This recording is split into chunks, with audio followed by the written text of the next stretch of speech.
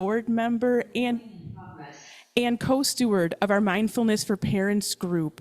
And she is a certified mindfulness and meditation teacher. And the talk this morning is entitled Pause to Remember. Thank you for being here, Karleen.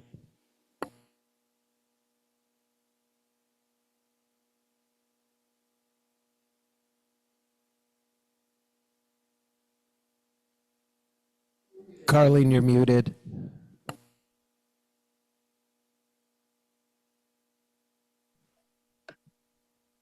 Thank you so much. That was a rowing start there. Okay. All right. Can everyone hear me now? All right. Thank you. Yes, good morning. I extend a warm aloha to all of you. If we haven't met yet, my name is Karleen Hatsumi Tanimura Manchanda. My pronouns are she and her, and I am an island girl raised by the love of parents, grandparents, mountains, and ocean. I have lived in Illinois and very briefly in India before moving to Canada in 1997. And as Kelly mentioned, I'm very grateful to be a mindfulness teacher trained by Robert Roshi, a Zen student with June Roshi, and a member of this beautiful Sangha. And I wish to begin by acknowledging that we all reside on Turtle Island and that I am a first-generation settler of Japanese ancestry, fortunate to live in Treaty 1 territory, which is the traditional territory of the Anishinaabe, Ininiwak, the Anishinaabe, Dakota, and Dene peoples, as well as the homeland of the Red River Métis. The source of drinking water for the city where I live is Shoal Lake 40 First Nation. And I invite you to pause to remember the original peoples of the lands that you call home.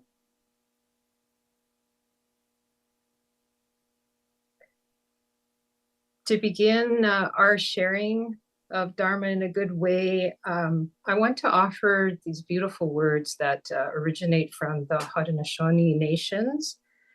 And they're known as the Thanksgiving Address, or the translation that I love is the words that come before all else. And it is a Thanksgiving, as well as kind of I think, a gathering of our minds and hearts when we come together.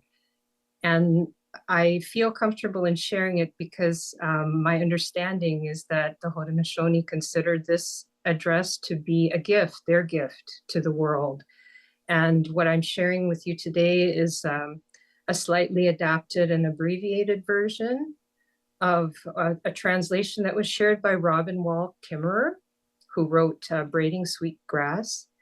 And if you are interested, I would strongly encourage you to if you have her book, to read the full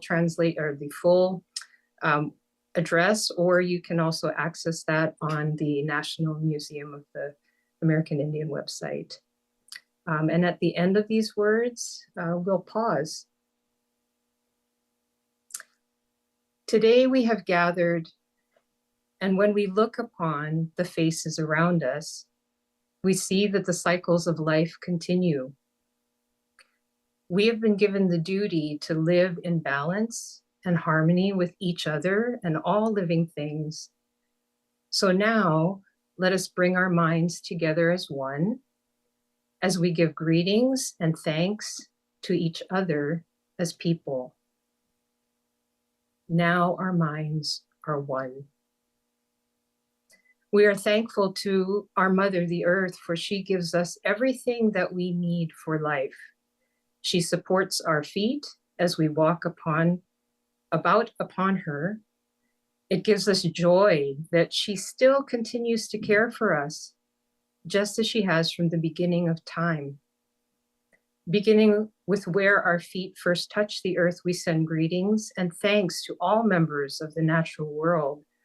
And to our Mother, we send thanksgiving, love, and respect. Now our minds are one. We gather our minds to greet and thank the enlightened teachers who have come to help throughout the ages. When we forget how to live in harmony, they remind us of the way we were intended to live as people. With one mind, we send greetings and thanks to these caring teachers. Now our minds are one.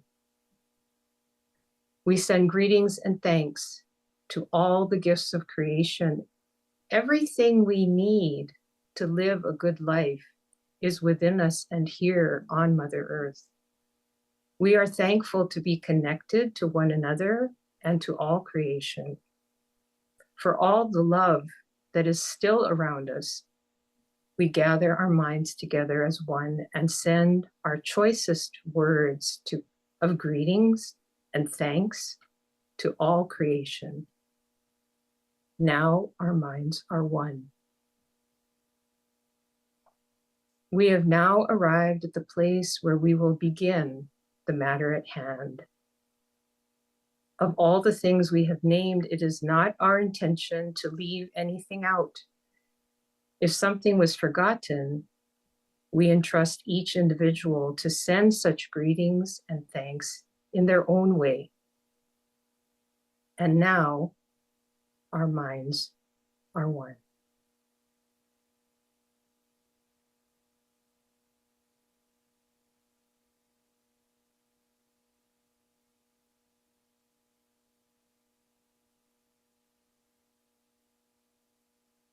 Thank you for sharing that with me. And, can we imagine starting every gathering with this kind of remembrance of gratitude as the first priority? Work days, meetings, world summits, presidential debates, imagine what a difference taking this kind of time could make.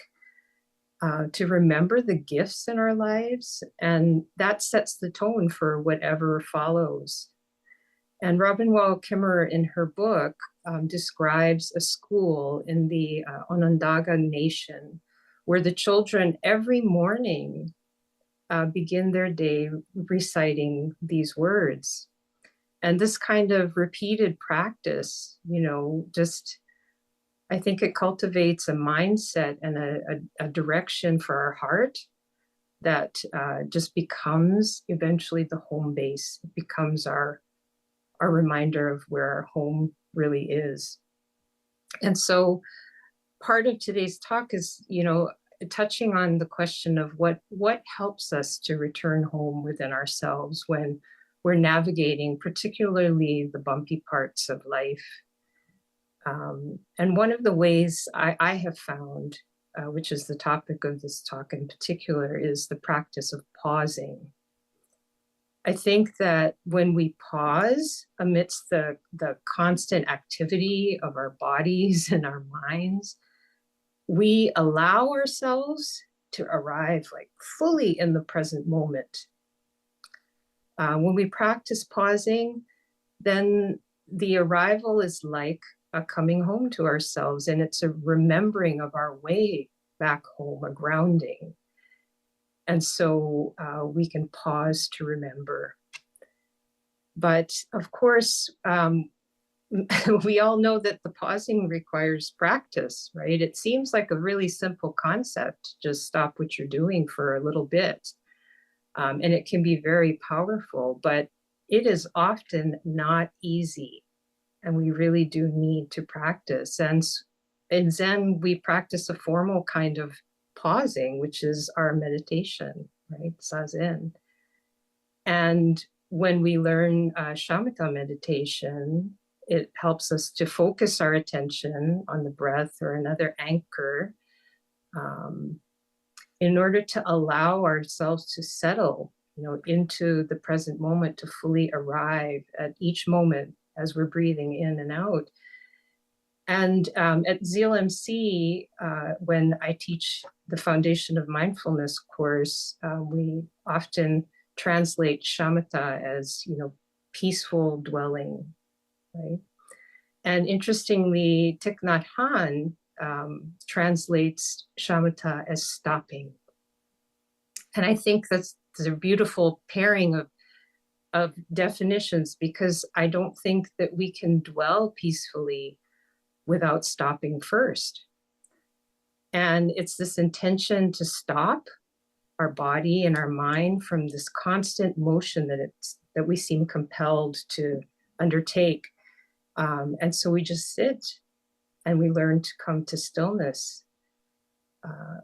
We pause our doing in order to practice being, right, with whatever is arising, and to practice being our full selves, our true selves, without turning away.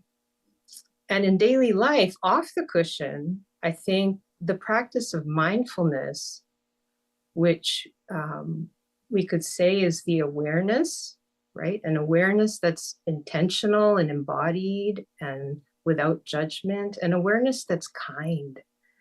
That the practice of mindfulness allows us to recognize that we can pause, that that's a choice many times, you know. We can pause with presence instead of running or just launching into whatever our habitual actions are. And this running, why are we running? Well, often it's, you know, towards something that we desire or away from something that we dislike. And the pausing allows us to notice, what is it that we are actually doing? What is present? What's already here? What might need care? And also, what can be cherished? You know, these are all things that we can notice when we pause. And it's kind of the difference between our usual mode of operation can very much be like driving. We're driving by on a road and we can see things and we can hear things, but it's kind of, you know, it's partial attention, it's in a flash, and we're on to the next. As opposed to walking, you know, walking on the sidewalk, that same road, and stopping, suddenly you're noticing so much more. You can take in the full landscape of what's actually happening in a moment. And there are some simple practices, you know, that can help us remember to pause. In Thich Nhat Hanh, you know, the Vietnamese Zen master, his lineage of practice, in Plum Village, they often will have a mindfulness bell that rings throughout, you know, the campus. And when anyone who is there visiting or living hears that bell, that's a signal to stop whatever they're doing, wherever they are, and take 3 mindful breaths. And then continue, you know. And for many of us, I think we have had that experience of how when we're able to catch ourselves and remind ourselves to pause and breathe, that can shift. There's a shift that can take place, right? But if we don't always have a mindfulness bell that will be rung for us. And so one practice that I heard about from a meditation teacher, which I've loved, is just to go old school and use Post-it notes and put them around your house, put them around work, wherever you think it might be great to pass by with a big word that says pause or stop or whatever resonates for you. And when you see it, to do it, you know, to pause and just see what it's like to stop whatever you were planning to do and just pause, whether it's 3 breaths, 10 seconds, 20 seconds, so that you can notice, you know, and sort of remember the present, what's actually here. And if you want to go more high tech, use your phone. Put a reminder on your phone that can go off at certain times a day. And I think another lovely practice that's fairly simple is to make the pausing a part of your existing routine or a transition in your day. And a beautiful example of that came to me from a movie that's set in Japan called Perfect Days. I love, it was just to me a beautiful, beautiful, very Zen-like movie. And the main character in this movie is a cleaner of the public toilets in Japan and has had a difficult life, but has come to a place in his life where he lives very simply, very humbly, but has a routine and is very content. And every day when he walks out the door of his apartment building, he stops and he looks up, and it's as though he just appreciates everything that he sees before he steps forward and moves off into his day. And I have actually tried to practice that, and it's incredibly difficult. It's incredibly difficult to remember to do it. But if we can find these places where we sort of challenge ourselves to pause, you know, it builds our muscle of awareness. And so, you know, if we can recognize the value of pausing, then why is it so hard to do? And so I'm going to start here with a reading from Thich Nhat Hanh's The Heart of Buddha's Teaching. He shares a story and he says, there is a story in Zen circles about a man and a horse. The horse is galloping quickly, and it appears that the man on the horse is going somewhere important. Another man standing alongside the road shouts, "Where are you going?" And the first man replies, "I don't know. Ask the horse." And this is also, Thich Nhat Hanh says, this is also our story. We are riding a horse. We don't know where we are going, and we can't stop. The horse is our habit energy pulling us along, and we're powerless. We're always running, and it has become a habit. We struggle all the time, even during our sleep. We are at war within ourselves, and we can easily start a war with others. We have to learn the art of stopping our thinking, our habit energies, our forgetfulness, the strong emotions that rule us. And I think it's really important to acknowledge that, you know, our North American culture really prizes busyness and speediness. In fact, just this past week in Angol, we had a discussion of how being busy is like an accomplishment to admire. It's like a status symbol. The busier you are, you know, the better person you are, the more you're getting done. And we are conditioned, I think, to value like the destination over the path, and especially over any obstacles on the path.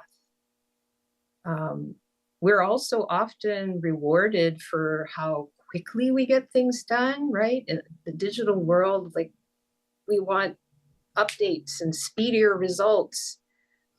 And I think this focus on doing more things in less time places a huge value on efficiency.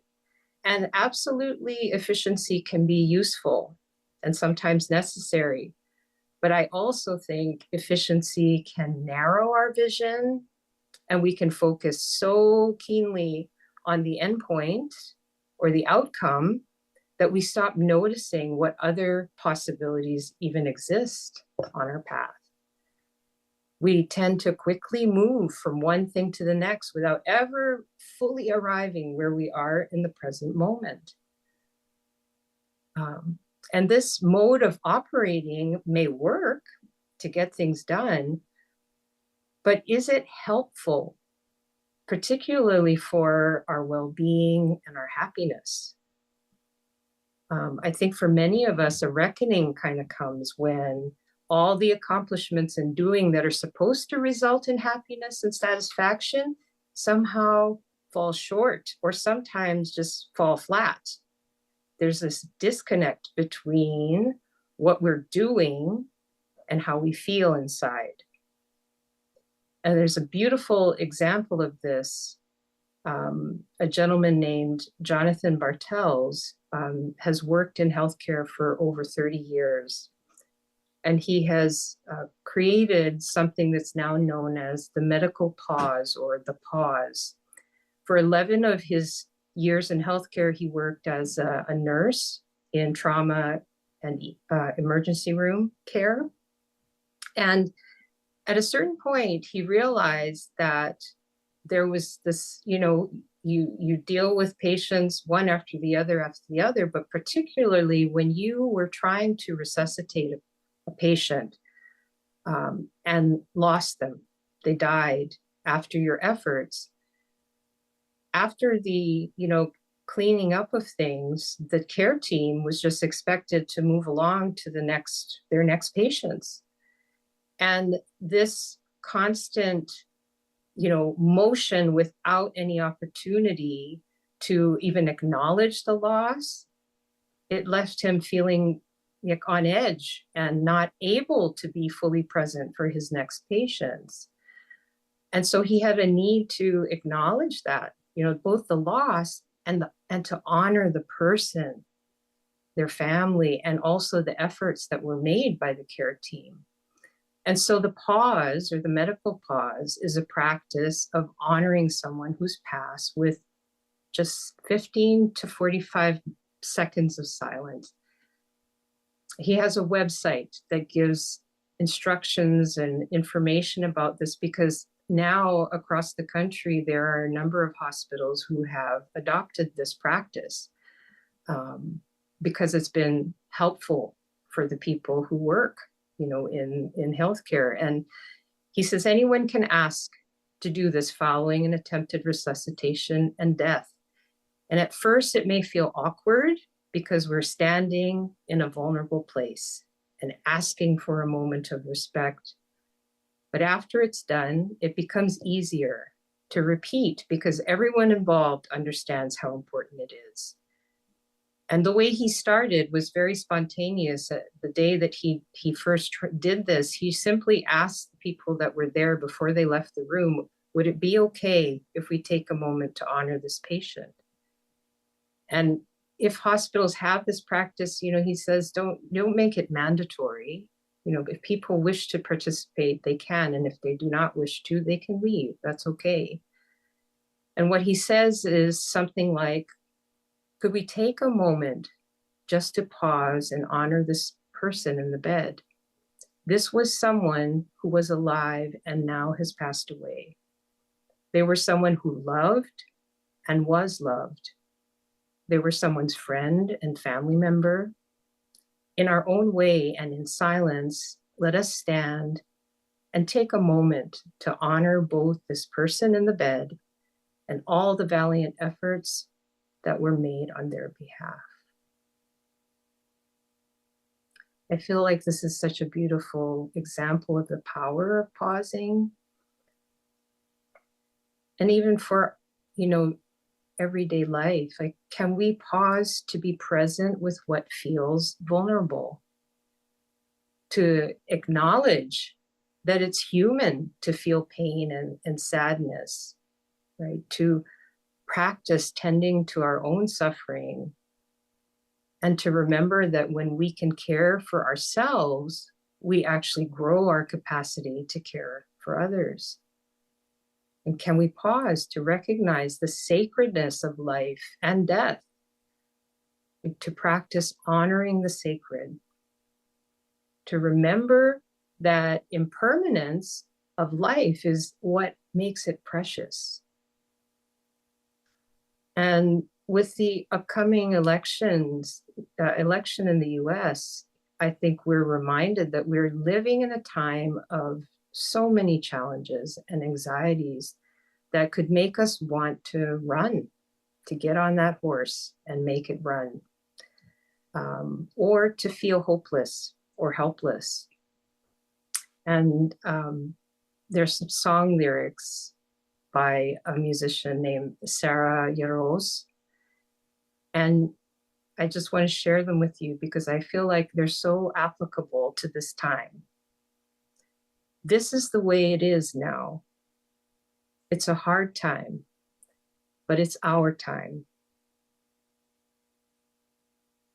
And, in this hard time that is ours, there are questions we can attend to. It could be, will things work out the way we hope or the way we fear, what will happen next? We don't actually know. There's no way to answer that with certainty. So if that's the question that arises, can we pause and meet the uncertainty with courage and remember that whenever suffering arises, there is also a capacity to transform it.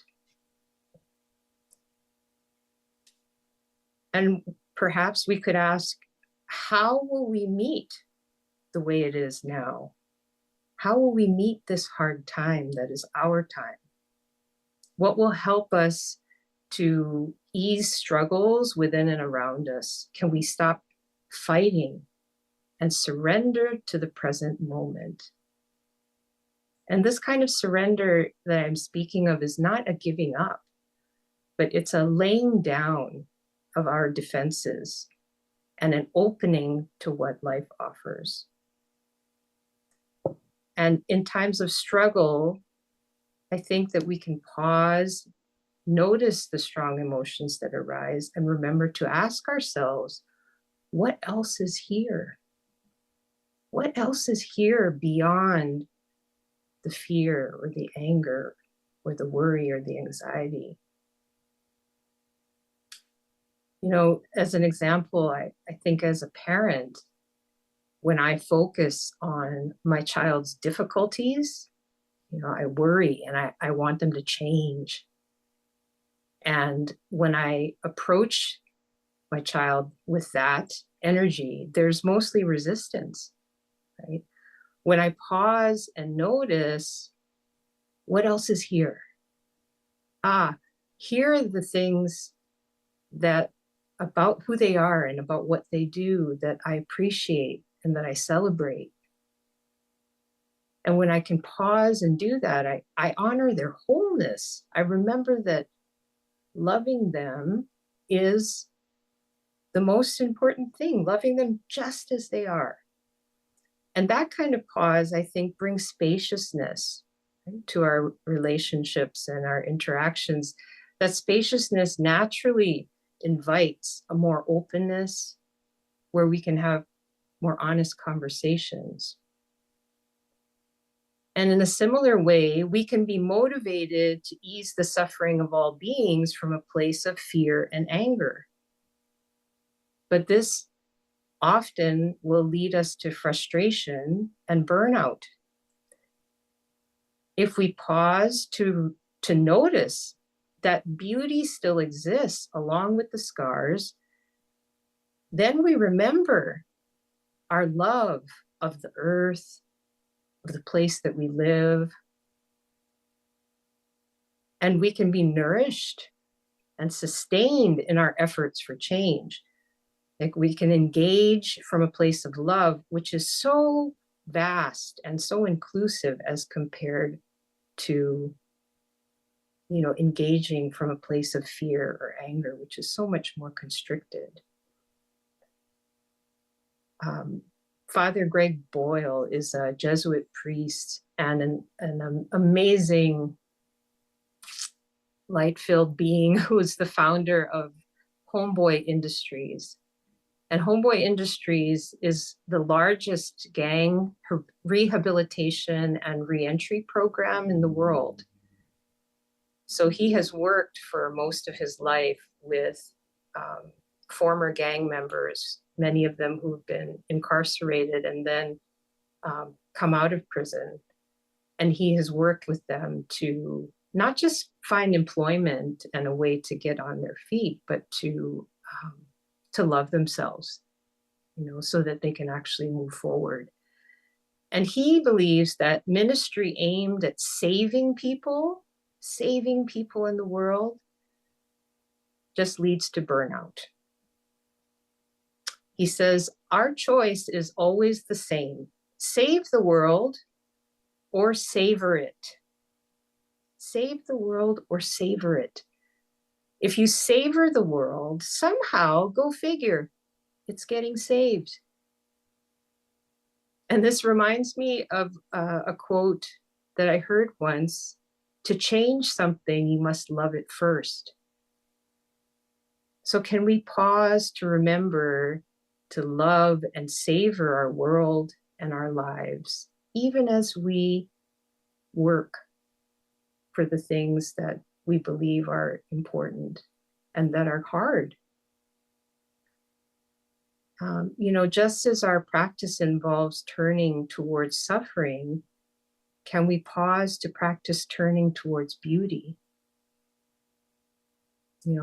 We can pause to remember the good that also arises alongside whatever else is coming up. That vast landscape again, not just focusing on one part of it, but seeing the whole thing. And when we notice the good, can we really take it in? Can we pause for a good 20 to 30 seconds at least and let it soak into our bones and into our heart? Can we pause for gratitude? And gratitude happens when we bring awareness to what we already, like what's already here. It's already present, right? But we have to notice it in order to feel grateful, in order to be thankful. And even in the beauty of things like poetry and the arts, pausing to arrive in the present moment without knowing what comes next. That uncertainty actually has spaciousness that can lead to discovery and creativity. And so this leads us to pausing to remember our basic goodness, right? Our basic goodness, what in our practice we call Buddha nature, what Father Greg Boyle calls unshakable goodness. In Sanskrit, bodhicitta means noble or awakened heart, and it's said to be present in all beings automatically. We don't have to get it. It's already within us, and it can never be lost or tarnished. So we already have everything that we need, but we often forget this. And I think pausing reveals to us what is already here. And in the Haudenosaunee words, the words that come before all else, everything we need to live a good life is already within us and around us. So we can stop running. We can pause and remember. And if you will, not humor me is not the right word, but I'm going to ask now for some audience participation. And we're going to pause for a moment just to let you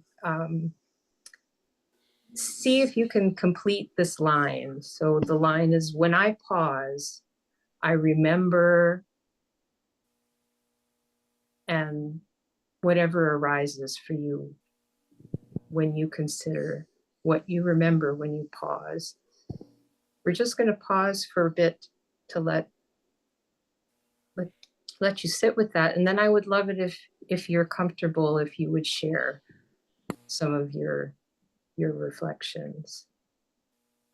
So let's pause.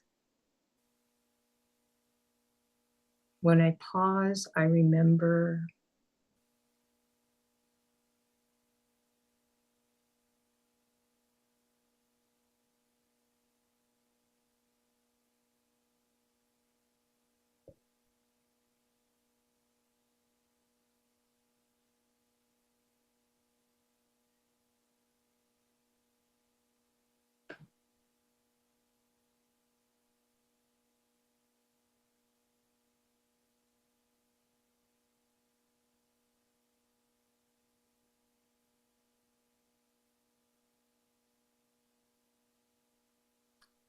So as you're ready, just come back to the group.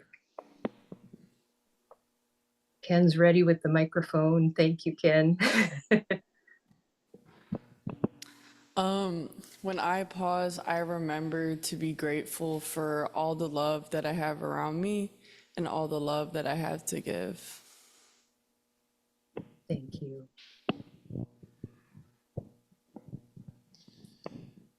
If anybody online,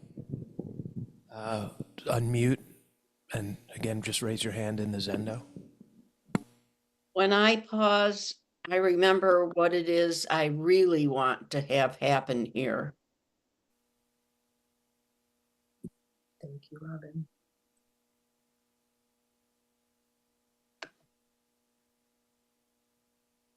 I remember the importance of letting go.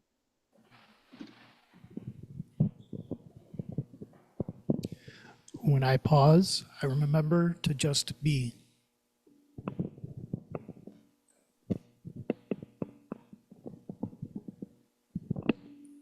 When I pause, I remember the feeling of fullness, feeling full, happy.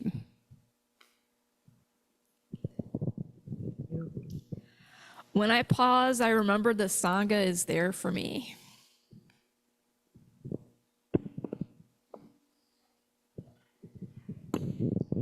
When I pause, I think of all the other people who are pausing at that moment too.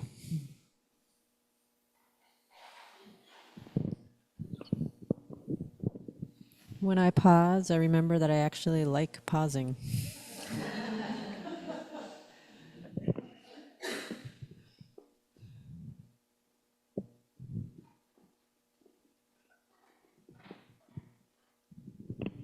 When I pause, I remember that I am braver than I think.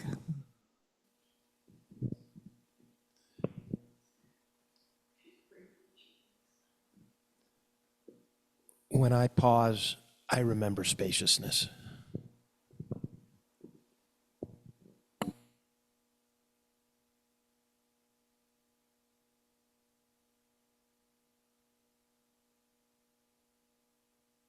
Anybody else? Oh, Roshi. When I pause, I remember I'm in a body. Yes.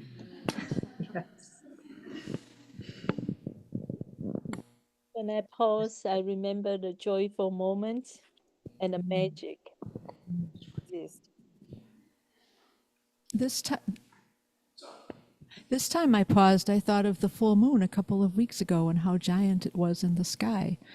When I pause, it changes each time I pause.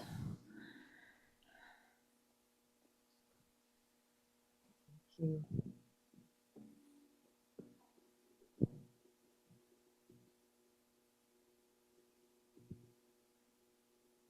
Anyone else?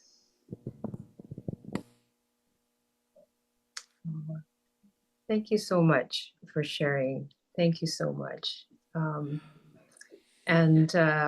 What I would like to do is, since this is being recorded, when the recording comes out, I'm going to record the responses that people shared and create a collective poem. And I'll share that poem either on Circle or somehow. Thank you. So that's the conclusion of my talk, and I welcome any comments, and don't be afraid to have compassionate criticism. I welcome it. Thank you, Karleen. Thank you. For those of us, first of all, if anybody has any comments for Karleen, but I wanted to thank you.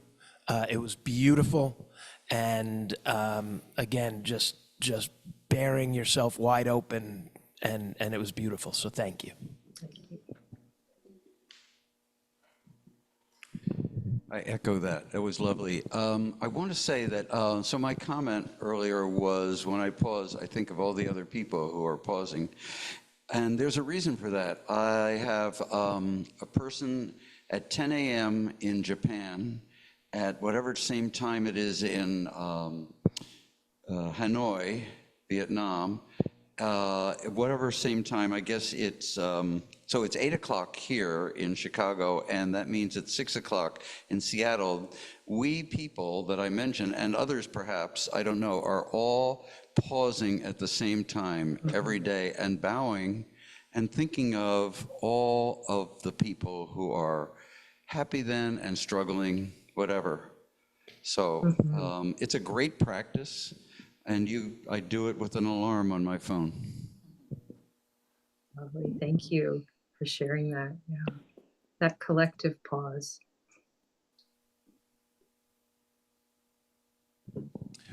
Roshi? Thank you, Karleen, for this wonderful talk, as usual. I was reminded during the World Series, one of the games, during break, everybody had cards that said, I'm thinking of this person with cancer. And pretty much, 95% of the whole stadium there in New York, people were silent, standing with this card that says, I remember this person with cancer. And there was beautiful music that played for about, 2 to 3 minutes. And it was very powerful. Just I've never seen that before.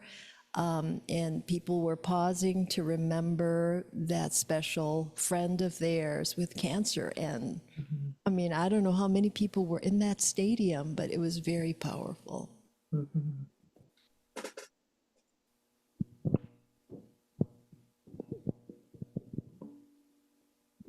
Karleen, your talk was so timely.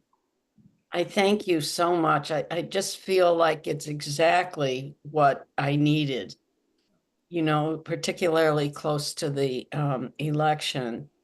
And I just love the what else is here. I'm going to ask myself that a lot during these days. Thank you so much.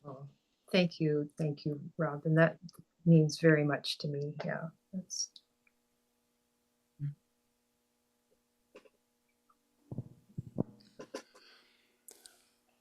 Karleen?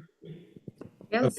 Hi, Roshi. Hi, that was a lovely, lovely talk. It was so moving. And I love that we often read that Thanksgiving address during Sesshin because we have it in our sutra book, and it's 2 pages long. Yes. You did the short version, but it Yes. goes on and on.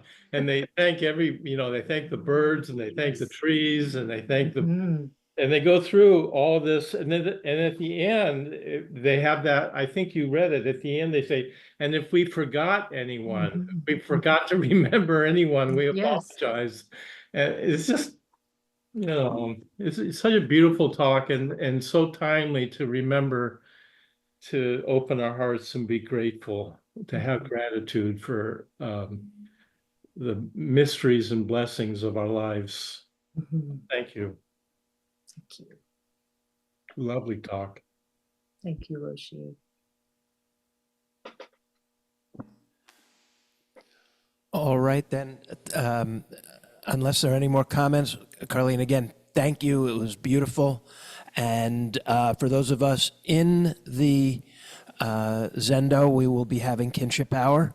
And for those of you online, thank you for joining us. I do want to make a final reminder that Dharma talks like this can only take place due to the generosity of our members.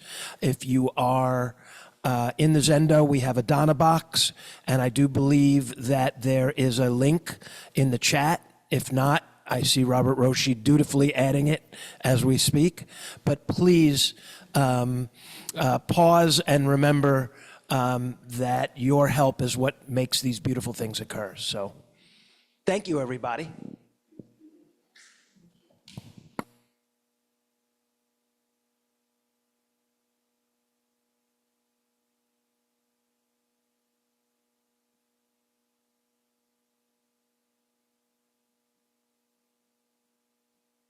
Earl, hi. How are you? I'm a little late. I'm a little late in getting here. I I'm see good. Mahal came too. Hey. Hey, Roshi. Hey, guys. Hi, I've missed you. I've missed you both. Yeah. Earl, how are you doing? Earl had a heart bypass. Yeah, tomorrow will be 12 weeks. since You're that- looking good, man. We gotta go I'm- walking. Yes, I agree. I'll be in touch this week because now I can do everything supposedly. Uh-huh. I can do everything that I did before the operation. So I'm just that I don't have the energy to do it because Uh-huh. because I've been sitting around for 12 weeks. And Oh, but it's a slow recovery. You just gotta be patient. thank you. Yeah, you're Yes, looking good though. thank you. I feel good. I feel good. Yeah, I'm guessing you're gonna feel better than you did before when you really, Yeah, maybe. I uh-huh. hope so. Okay. And Michal, I've missed you. Yeah, I haven't. Yeah, my life is constantly changing, and sometimes I don't know even where I am and where I should be. Uh-huh. So, yeah, it just. But it's good that today I attended the Dharma talk because it was about pause, and Yeah. that's something what I have to do Yeah, more. we need to remember to find the goodness in our lives when things are dark, when times dark and people are really anxious right now and there's a lot of uncertainty. Just remember the goodness in our lives, each other, our community, our good friends. Yes, we do practice that pause after someone's death at the hospital. Oh yeah, yeah. So yeah, and it does make a difference. Yeah.